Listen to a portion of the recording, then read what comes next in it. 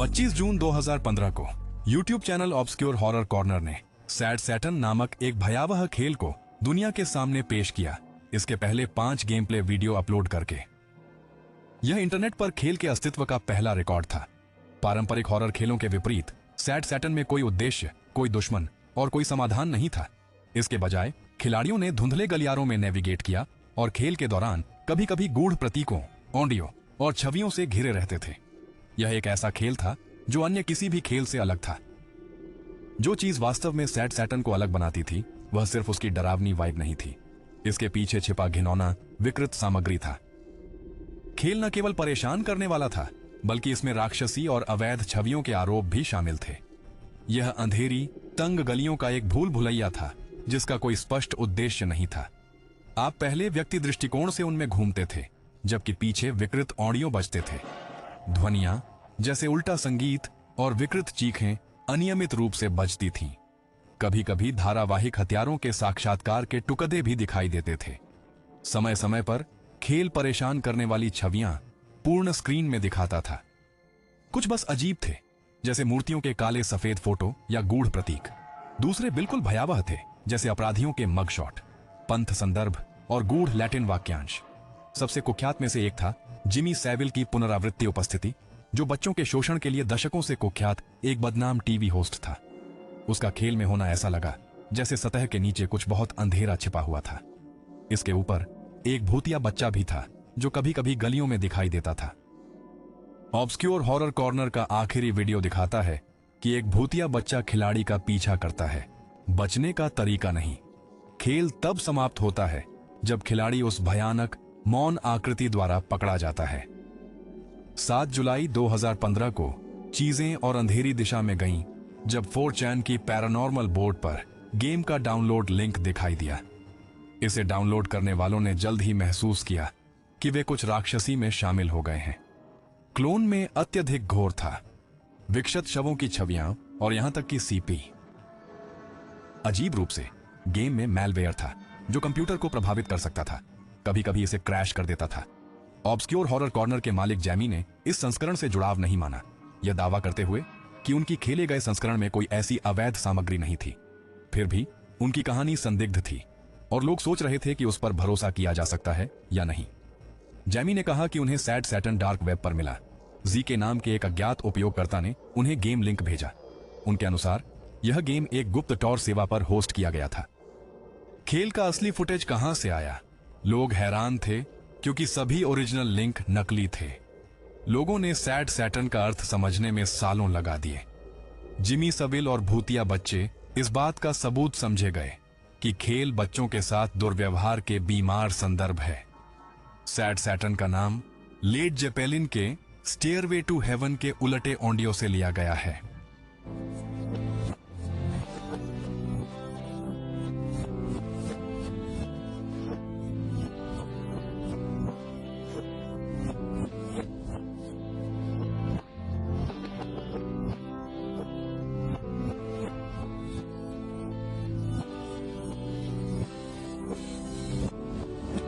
और लैटिन वाक्यांश कुछ प्रकार की शैतानी या पंथ की थीम का सुझाव देते हैं। सभी विवाद के बाद ऑब्सक्योर हॉरर कॉर्नर शांत हो गया और चैनल छोड़ दिया गया था, लेकिन इससे इंटरनेट सैड सैटर्न से दीवाना होने से नहीं रुका। प्रशंसकों ने खेल के साफ सुथरे संस्करण बनाए, सभी अवैध सामग्री को निकाल दिया ताकि लोग बिना किसी जोखिम के वातावरण का अनुभव कर सकें। सैड सैटर्न लोगों के साथ क्यों चिपक जाता है? यह सिर्फ डर या विवाद नहीं है, यह तथ्य है कि हम अभी भी सच्चाई नहीं जानते। मैं खुदाई करने से मना करूंगा, लेकिन अगर आप ऐसा करते हैं तो बेहद सावधान रहें कि आप कौन सी चीजों में फंस सकते हैं।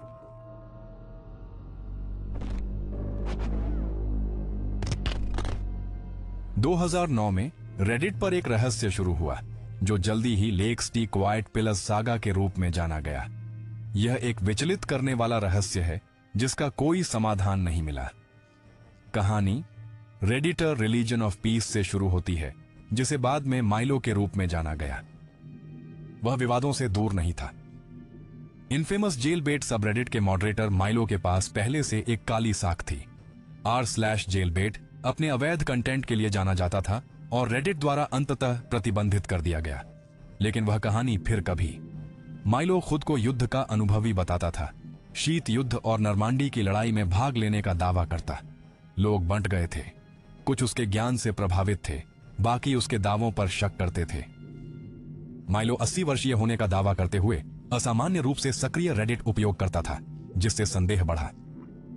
18 मई 2009 को माइलो ने lakecityquietpills.com नामक एक नई वेबसाइट का लिंक साझा किया। उन्होंने इसे उद्धरण के रूप में बयान किया, उस बूढ़े व्यक्ति का इमेज होस्ट। शुरुआत में साइट काफी बुनियादी नजर आई, बस एक स्थान जहां छवियां अपलोड की जा सकें, लेकिन नाम खुद क्वाइट पिल्स को सुनकर लोग ठिठक गए। ये कुछ अलग लगा, जैसे इसमें दिखने से ज्यादा कुछ था। जल्द ही 17 जुलाई 2009 को माइलो ने अपना आखिरी रेडिट कमेंट पोस्ट किया, जो स्पैम सामग्री के बारे में एक गुस्सा भरा टिप्पणी थी। बस कुछ ही घंटे बाद 26 नामक एक नए उपयोगकर्ता ने मिलो की मौत की घोषणा की। पोस्ट के अनुसार मिलो की मौत उसके डेस्क पर ही हो गई थी। उसके पीछे कोई परिवार नहीं था और केवल कुछ व्यक्तिगत चीजें ही छोड़ गया था। तभी चीजें अजीब हो गईं। कुछ रेडिटर्स ने lakecityquietpills.com की तहकीकात की और कुछ भयानक खोजा। साइट के स्रोत कोट में छिपे संदेश नौकरी की पोस्टिंग जैसे थे, लेकिन ये सामान्य नौकरियां नहीं थीं। ये गुप्त अभियानों का संदर्भ लगते हैं। पोस्टिंग के कुछ उदाहरणों में शामिल हैं तत्काल आवश्यकता, 12 निबंध स्पेनिश भाषी, कोई कागजात आवश्यक नहीं, और 4 के लिए 24/7 DP, अंग्रेजी वक्ता, स्पेनिश प्रवाह 1+ है। भाषा सैन्य शैली के संक्षिप्ताक्षरों और उन पंक्तियों के आलोपित शब्दों से भरी हुई थी।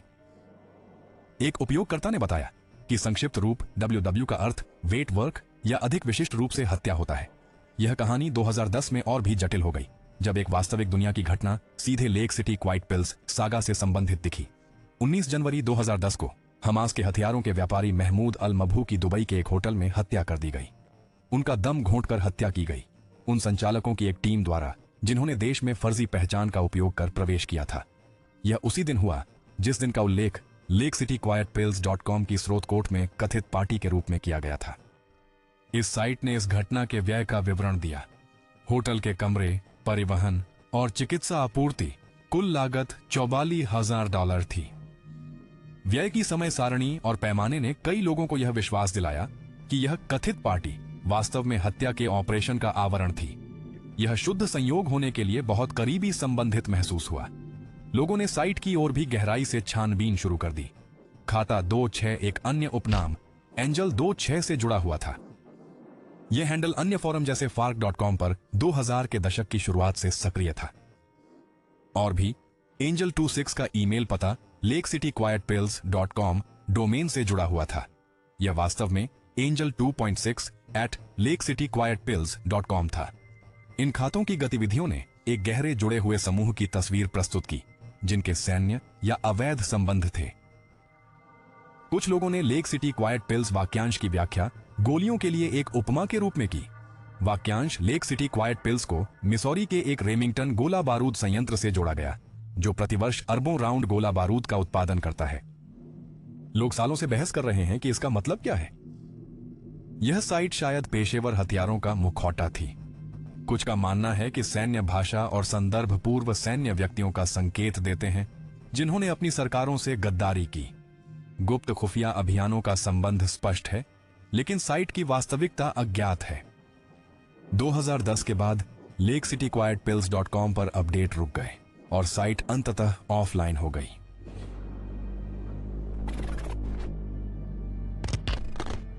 2015 में एक रहस्यमय YouTube channel unfavourable semi circle अचानक सामने आया और इंटरनेट जासूसों, क्रिप्टोग्राफी प्रेमियों और साजिश सिद्धांतकारों का ध्यान खींचा।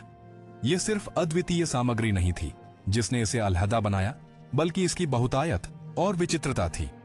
1 साल के भीतर चैनल ने हजारों गूढ़ वीडियो अपलोड किए, इससे पहले कि यूट्यूब ने इसे 2016 में बैन कर दिया। चैनल मार्च 2015 में शुरू हुआ और तुरंत वीडियो पोस्ट करना शुरू किया। एक वीडियो आया जिसका शीर्षक धनु राशि का चिन्ह था और नंबर 239511 थे। 4 सेकंड की क्लिप थी, भूरी धुंधली स्क्रीन और बिना आवाज के, सरल परंतु अस्थिर करने वाला। फिर और वीडियो आने लगे। पूरी प्रक्रिया का पैमाना पागलपन था। महीनों में हजारों वीडियो डाले गए, सभी गूढ़ और समझने में असंभव थे। अपलोड कुछ कारणों से अजीब थे। अधिकतर शीर्षकों में किसी न किसी कारण से धनु राशि चक्र प्रतीक शामिल था। अधिकांश वीडियो में पिक्सेल युक्त या अमूर्त चित्र होते थे, जैसे सादे पृष्ठभूमि पर बिंदु। कुछ तो खाली स्क्रीन ही थे, कुछ वीडियो मौन थे, जबकि अन्य में विकृत ध्वनियां, स्थिर मात्रा या एक आवाज होती थी जो कि बेतरतीब अक्षरों और संख्याओं को पढ़ती थी। वीडियो की लंबाई में भी बहुत स्थिरता नहीं थी। कुछ केवल कुछ सेकंड लंबे थे, जबकि अन्य कई घंटे तक चलते थे। चैनल पर सबसे लंबा वीडियो 11 घंटे का था। यहां आता है सबसे अजीब हिस्सा। चैनल जिस गति से अपलोड कर रहा था वह इंसानी तौर पर संभव नहीं था। शुरुआत में वीडियो हर 10 मिनट में अपलोड होते थे, लेकिन 2016 आते आते चैनल हर 20 सेकंड में एक अपलोड कर रहा था। जब तक यह अंततः बंद हुआ, कुल मिलाकर 200,000 से अधिक वीडियो थे। जैसे ही यह खबर फैली, रेडिट पर एक समुदाय ने यह जानने के लिए गठन किया कि अनफेवरेबल सेमी सर्कल क्या है। जैसा कि आप उम्मीद करेंगे, सिद्धांत उभरने लगे। कुछ लोगों ने सोचा कि यह एक आधुनिक दिन की संख्या स्टेशन थी, जैसी जासूसों को गुप्त संदेश भेजने के लिए ठंड युद्ध के दौरान उपयोग की जाती थी। अजीब अक्षर और संख्याएं तो बैठती थीं, लेकिन वीडियो सामान्य ढांचे का अनुसरण नहीं करते थे।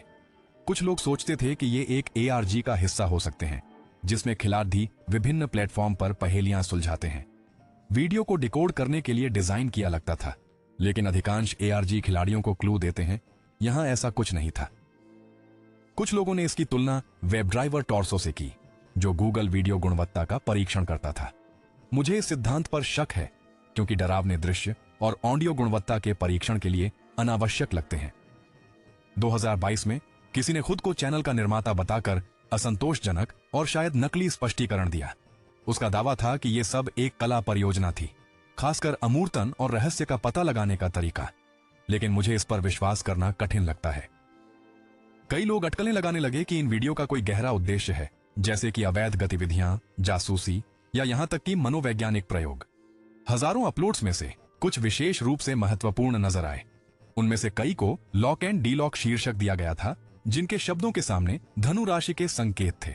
और कुछ लोगों का विचार था कि ये वीडियो पूरे प्रोजेक्ट की कुंजी थे। ये वीडियो चमकती हुई दृश्यों और अजीब ऑडियो पैटर्न से भरे हुए थे। एक तरफ दूसरी तरफ फ्रेम का विश्लेषण करके जांचकर्ताओं ने एक धुंधली छवि को एकत्र किया, जो वॉयजर गोल्डन रिकॉर्ड जैसा था, जो एक डिस्क थी जिसे नासा ने मानवता के प्रतिनिधित्व के लिए अंतरिक्ष में भेजा था। लोगों ने कई सुराग भी नोटिस किए। चैनल के जीवन के अंत तक ब्रिल शीर्षक वाले वीडियो की एक क्रमांकित श्रृंखला प्रकट हुई। वे पूरी तरह से संरचित लगते थे, लेकिन कोई निष्कर्ष नहीं मिल सका। सबसे लोकप्रिय अपलोड 11 घंटे का वीडियो था। यह लगभग शांत था, लेकिन कुछ डिवाइसों को क्रैश कर दिया। 25 फरवरी 2016 को कुछ घंटों के भीतर BBC द्वारा अनफेवरेबल सेमी सर्कल पर लेख प्रकाशित करने के बाद YouTube ने चैनल को अपनी सेवा शर्तों के उल्लंघन के लिए बैन कर दिया। सटीक कारण स्पष्ट नहीं था, लेकिन अधिकतर लोगों का मानना था कि अपलोड की अधिक मात्रा इसे स्पैम जैसा दर्शाती थी। YouTube ने बैन के लिए स्पष्टीकरण नहीं दिया, जिससे लोगों ने गहरे कारणों पर अटकलें लगाईं। बैन के बाद रहस्य और गहरा गया। गूगल प्लस और ट्विटर पर ऐसे अकाउंट्स दिखे जो थोड़ी देर के लिए वीडियो पोस्ट करते और फिर गायब हो जाते। आखिरी झात अपलोड, जिसका शीर्षक रीसेट स्ट्रेंज YD था, 2017 में अपलोड हुआ और 30 मिनट के भीतर हटा दिया गया। यह इस प्रोजेक्ट का अंत था, या कम से कम वह अंत जो कोई देख सकता था। कई लोग अब भी मानते हैं कि इसमें कुछ गूढ़ता है जो अब तक नहीं उजागर हुआ है।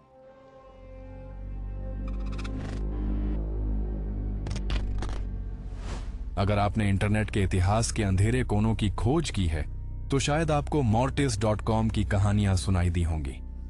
यह साइट जिज्ञासा, भय और निराशा का मिश्रण थी। वेब के शुरुआती दिनों का अवशेष, एक समय जब इंटरनेट रहस्यमय था। इस साइट की सबसे विचलित करने वाली बात यह है कि इसे कभी पूरी तरह समझा नहीं गया। आज भी यह इंटरनेट की सबसे बड़ी अनसुलझी पहेलियों में से एक है। mortis.com 14 नवंबर 1997 को पहली बार लाइव हुआ।